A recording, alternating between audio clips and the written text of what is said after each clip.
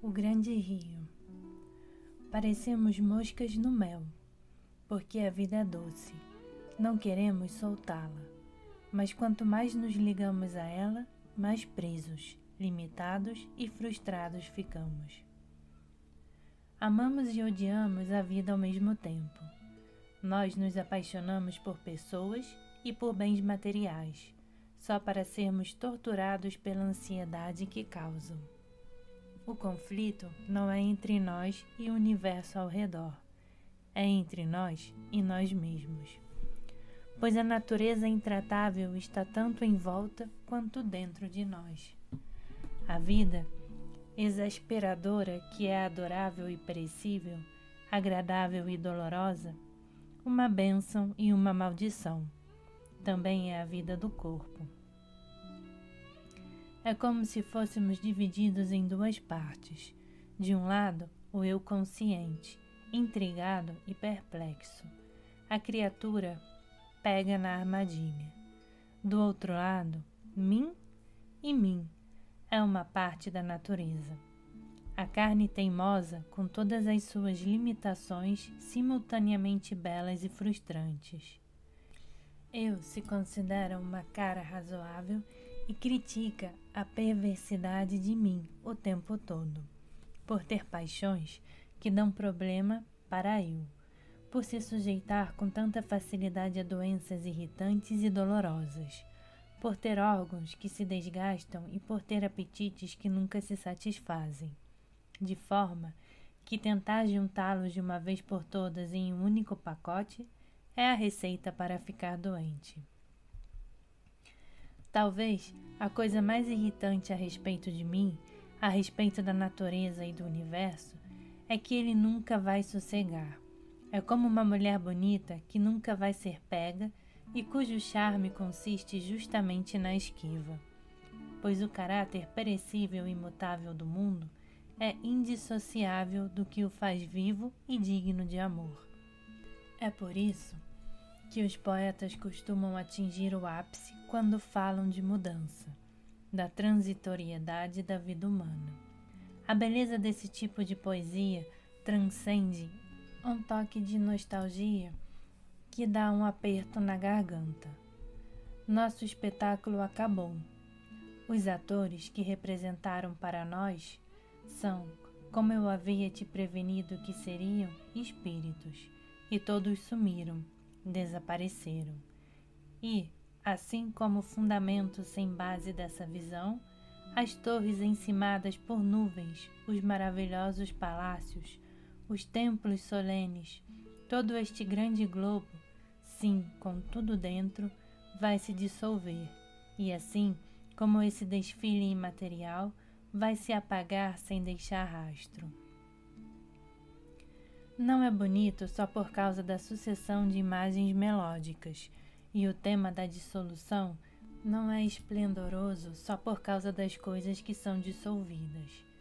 A verdade é que as imagens, embora belas em si mesmas, ganharam vida ao se dissolver. O poeta pega a solidez estática das imagens e transforma uma beleza que de outra forma seria apenas arquitetônica em música, que assim que é tocada, morre. As torres, os palácios e os templos passam a ser vibrantes e se rompem por causa do excesso de vida dentro deles. Passar é viver, permanecer e continuar é morrer. A não ser que um grão de milho caia na terra e morra, continua sem frutos, mas ao morrer produz muitos frutos. Os poetas perceberam a verdade, ou seja, que vida, mudança, movimento e insegurança são os vários nomes da mesma coisa. Nessa esfera, mais que em qualquer outra, verdade é beleza, pois movimento e ritmo fazem parte da essência de tudo que é digno de amor. Na escultura, na arquitetura e na pintura, a forma se basta, mas mesmo assim, o olho encontra prazer na forma só quando ela contém certa falta de simetria. Quando, por mais petrificada que seja, parece estar em pleno movimento. Dessa forma, não é uma inconsciência estranha e um paradoxo antinatural que eu resista à mudança em mim e no universo ao redor? Pois mudança não é só uma força de destruição. Toda forma é, na verdade, um paradigma de movimento, e todo ser vivo é como um rio, que se não se dissipasse, nunca poderia se encher.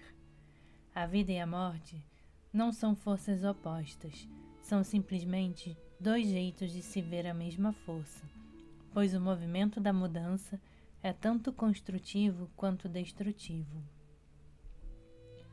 O corpo humano vive porque é um conjunto de movimento, circulação, respiração e digestão.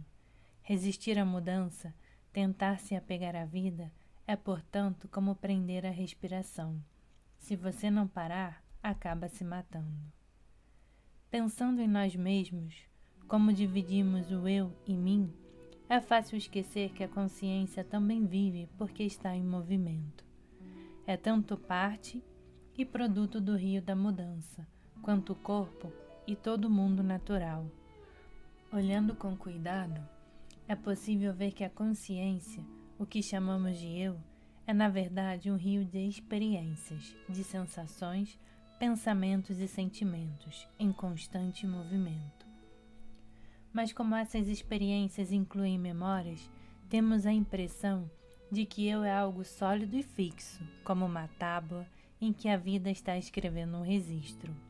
Mesmo assim, a tábua se movimenta junto com o dedo que escreve.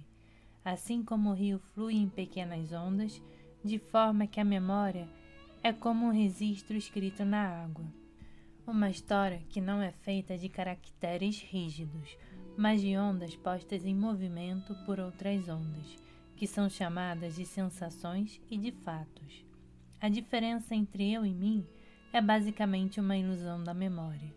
Na verdade, eu e mim têm a mesma natureza. É parte do nosso ser, assim como a cabeça é parte do corpo. Mas se isso não for percebido, eu e mim, a cabeça e o corpo, se estranham um com o outro.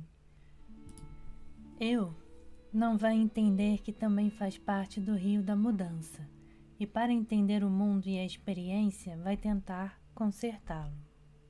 Teremos então uma guerra entre consciência e natureza, entre o desejo de permanecer e a existência do fluxo. Essa guerra pode ser completamente fútil e frustrante, um círculo vicioso, porque é um conflito entre duas partes da mesma coisa.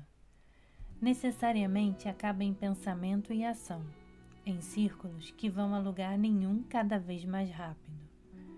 Pois quando não conseguimos ver que nossa vida é mudança, colocamo-nos contra nós mesmos e acabamos como o Ouroboros, a cobra confusa que tenta comer o próprio rabo. O Ouroboros é o símbolo perene de todos os círculos viciosos, de todas as tentativas de partir o ser e fazer com que uma parte domine a outra. Por mais que lutemos, consertar nunca vai fazer com que a mudança seja compreensível. O único jeito de entender a mudança é mergulhar nela, mover-se com ela e entrar na dança. A religião, como a maioria de nós conhece, obviamente tenta entender a vida com fixidez. Tentar dar sentido a esse mundo mutável ao relacioná-la com um Deus imutável e definindo sua meta e seu propósito como uma vida imortal em que o indivíduo se une com a natureza imutável da divindade. Dá-lhes, Senhor, o eterno descanso, e que a luz perpétua os ilumine. Da mesma forma, tenta entender os rodopios da história ao relacioná-los com as leis fixas de Deus, cujo mundo dura para sempre. Arrumamos um problema para nós mesmos ao misturar o intangível com a ideia de fixidez. Achamos que é impossível entender a vida, a não ser que o fluxo de eventos possa caber de algum jeito em uma moldura de formas rígidas. Para ser significativa, A vida tem que ser compreensível em termos de leis e ideias fixas, e elas, por sua vez, devem corresponder a realidades eternas e imutáveis, por trás da cena cambiante. Mas se isso, que significa entender a vida, estamos nos dando a tarefa impossível de fixar o fluxo. Antes de descobrir se há um jeito melhor de entender nosso universo, devemos ver com clareza como essa confusão entre sentido e fixidez se deu. A raiz do problema é que desenvolvemos a capacidade de pensar de forma tão rápida e unilateral que esquecemos a relação adequada entre ideias e eventos, palavras e coisas. O pensamento consciente criou um mundo próprio, e quando esse mundo entra em conflito com o mundo real, temos a sensação de grande discordância entre eu, o pensador consciente, e a natureza. Esse desenvolvimento unilateral do ser humano não é exclusivo de intelectuais ou de gente cabeça, que são só exemplos extremos de uma tendência que afeta a nossa civilização por completo. O que esquecemos é que pensamentos e palavras são convenções, e que é fatal levar convenções a sério demais. Convenções são conveniências sociais, como por exemplo o dinheiro. O dinheiro acabou com as inconveniências do escambo, mas é absurdo levar o dinheiro a sério demais, confundi-lo com riqueza de verdade, porque não faz bem comer dinheiro nem vestir dinheiro como se fosse roupa. O dinheiro é mais ou menos estático, pois ouro, prata e papel moeda ou um saldo bancário podem sossegar por bastante tempo, mas riqueza de verdade, como comida, é perecível. Dessa forma, uma comunidade pode possuir todo o ouro do mundo, mas se não cuidar da colheita, vai passar fome. Mais ou menos da mesma forma, os pensamentos, as ideias e as palavras são moedas das coisas reais. Não são as coisas, e embora as representem, não correspondem nada a elas em vários aspectos. O mesmo que vale para a relação entre dinheiro e riqueza, vale para a relação entre pensamentos e coisas.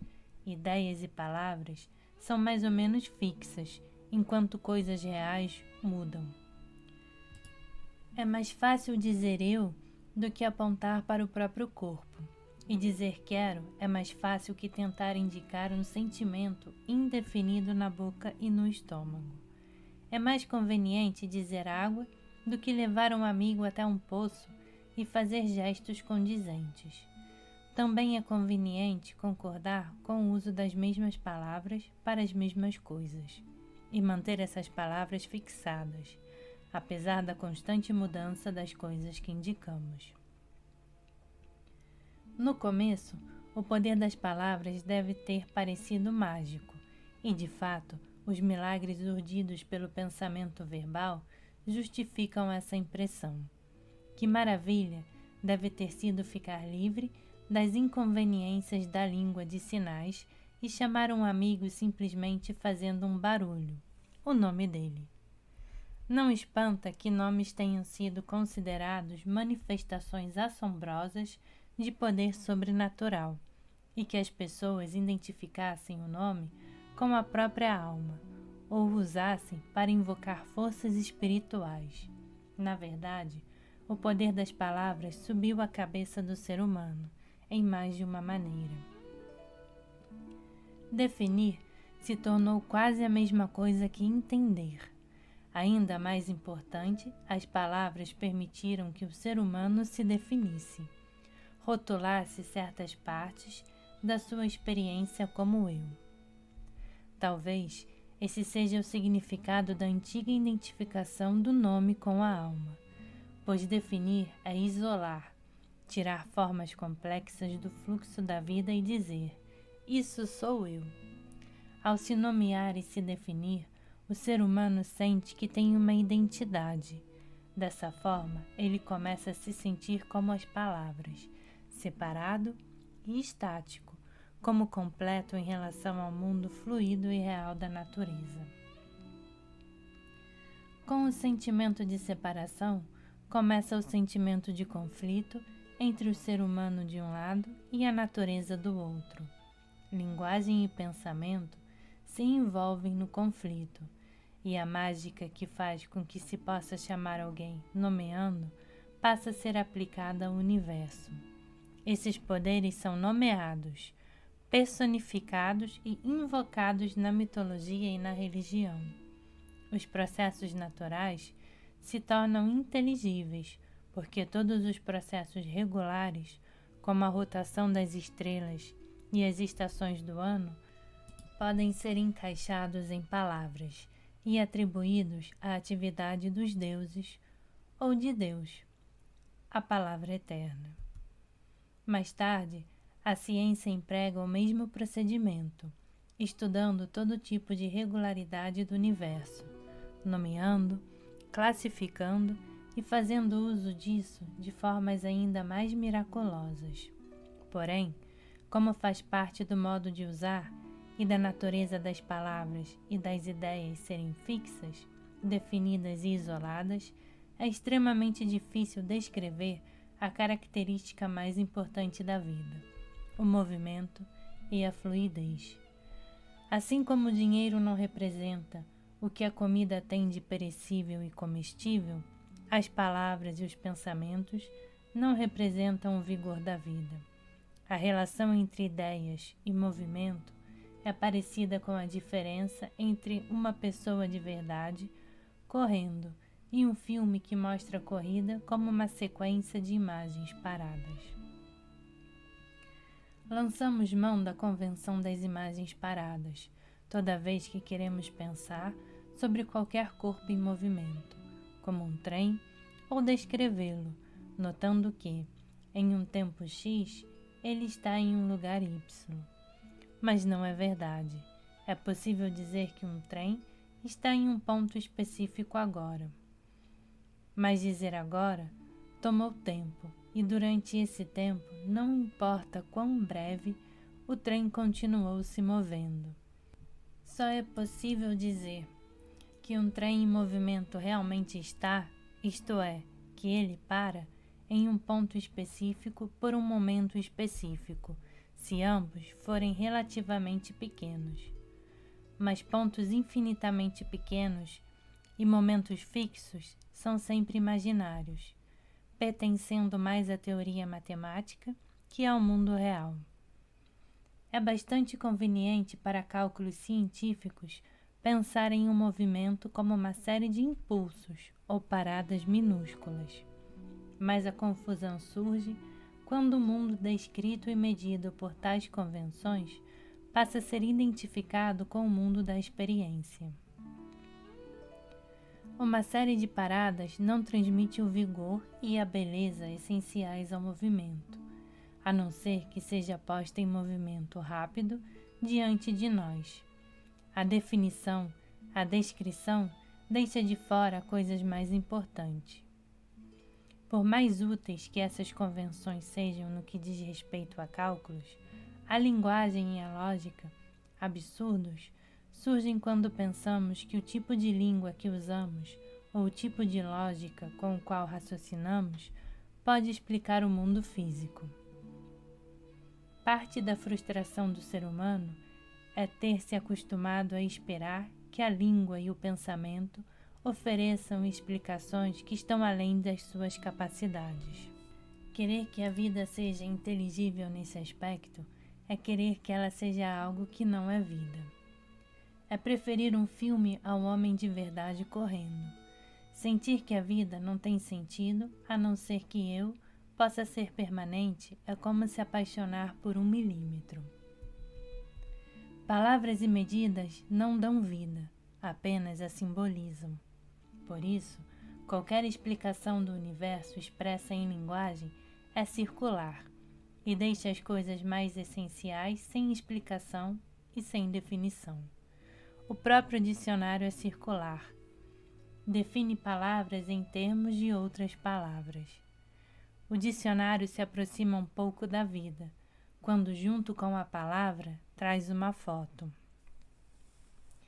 Mas podemos notar que todas as fotos no dicionário estão ligadas a substantivos, não a verbos. Uma ilustração do verbo correr teria que ser uma série de imagens estáticas como um gibi, pois palavras e imagens estáticas não podem definir nem explicar o movimento. Até mesmo os substantivos são convenções. Não se define a coisa real e viva ao associá-la com um barulho pessoa. Quando dizemos isso, apontando, é uma pessoa. A coisa que apontamos não é uma pessoa.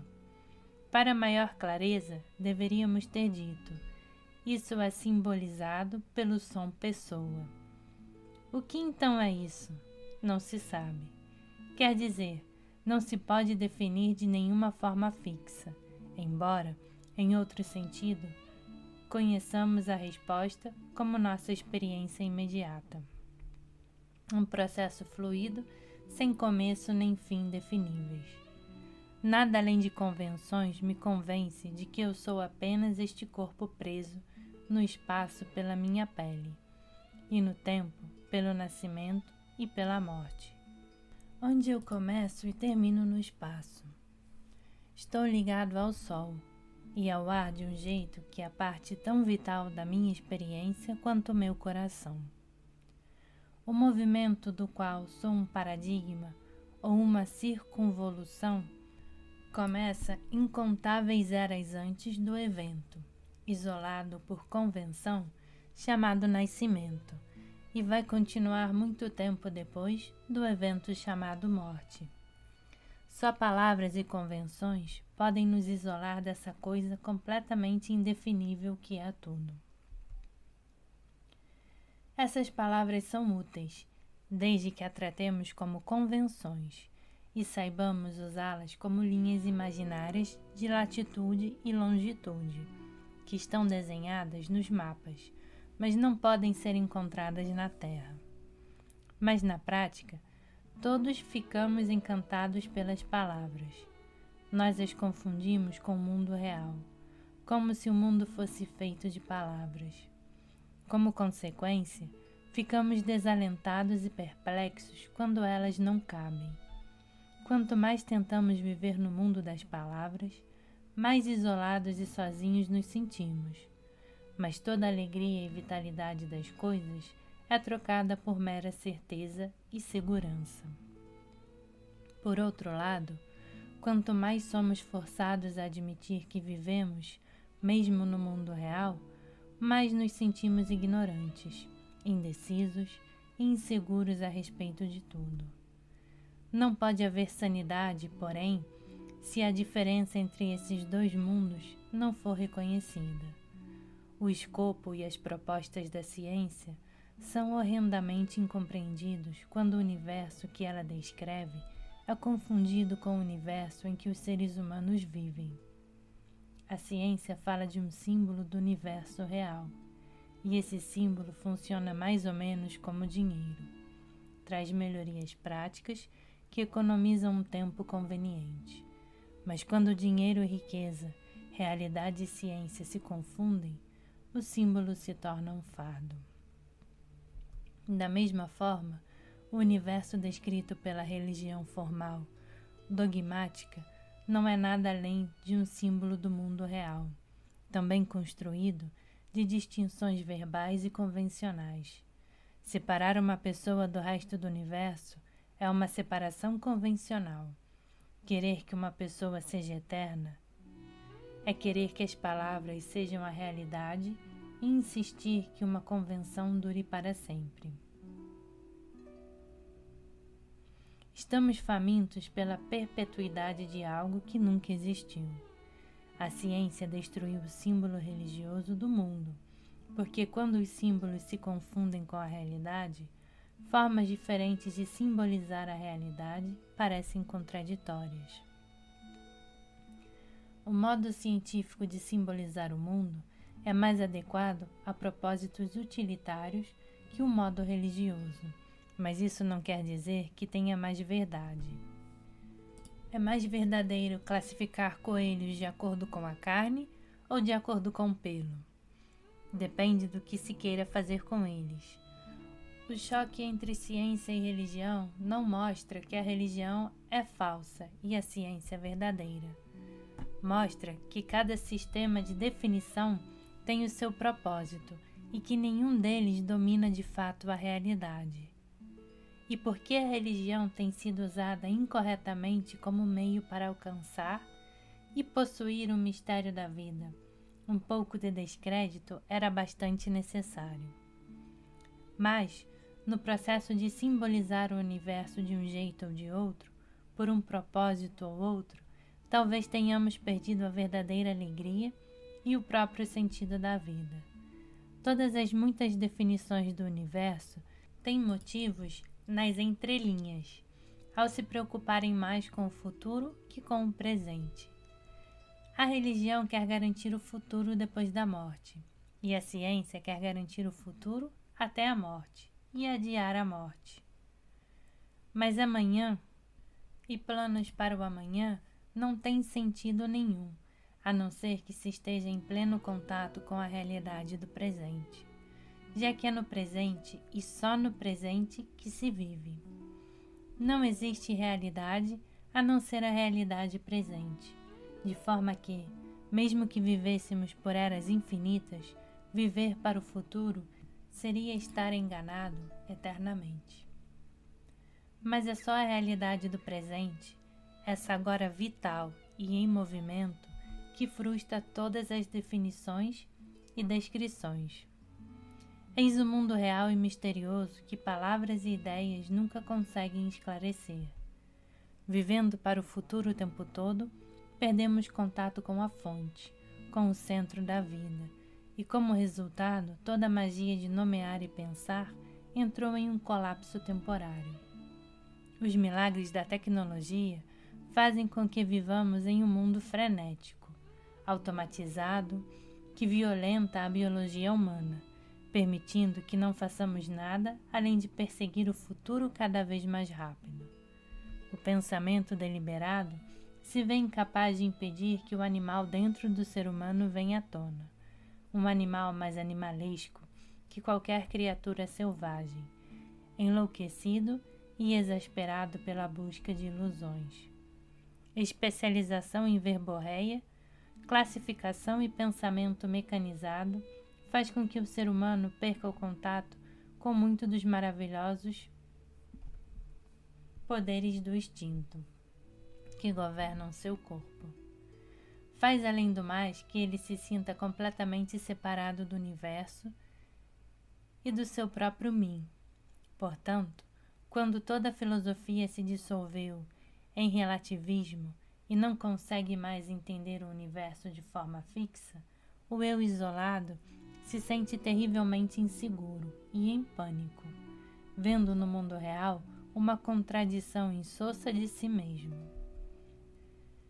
Claro que não há nenhuma novidade nesse dilema de descobrir que ideias e palavras não podem sondar o mistério da vida, que a realidade, ou se preferirmos, que Deus, não pode ser compreendido pela mente finita.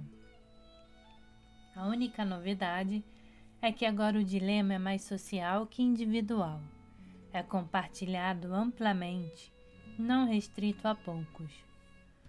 Quase toda a tradição espiritual reconhece que chegou o ponto em que duas coisas precisam acontecer.